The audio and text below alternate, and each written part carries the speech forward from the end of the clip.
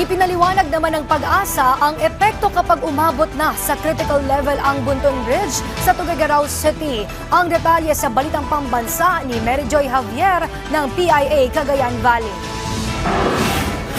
Bandang alas 9 ng umaga ngayong araw, nasa 11.1 meters na ang level ng tubig sa Buntun Bridge, Tuguegarao City. Lagpas na ito sa critical level na 11 meters. Ipinaliwanag ni DOST Pag-asa Senior Weather Specialist Romeo Ganal Jr. na kapag umabot na sa critical level ang tubig sa Buntun Bridge, ibig sabihin nito ay 80% na ng kapasidad ng Lower Cagayan River base sa assessment level nito ay napuno na. Dagdag pa ni Ganal na bagamat mabagal na ang pagtaas ng level ng tubig, mas malawak na ang nasasakop nito. So halos lahat ng nasa babain ng mga ilog na ito, in particular, itong areas ng Amulong, Alakapan, Gataran at yung mga downstream areas ng Lower Cagayan River, posibleng may mga lugar na dito na inabot na ng tubig ng ilog at binabaha sa kasalukuyan. Sa huling datos ng DSWD Region 2, nasa kabuuang 11,986 na ang lahat ng apektadong pamilya sa buong rehiyon o mahigit 39,000 individuals mula sa 546 affected barangays.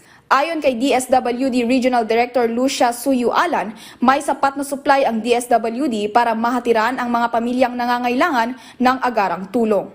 Sapat naman, but we have to anticipate itong mga pagtaas ng tubig. Kaya humingi na rin po kami ng augmentation support galing po sa Central Office na 30,000 na family food packs. So, patuloy rin ang ginagawang pag-iikot ng iba't ibang ahensya at lokal na pamahalaan sa iba't ibang bayan sa rehiyon, katuwang ang PNP, Philippine Coast Guard, Bureau of Fire Protection at iba pang sangay ng pamahalaan.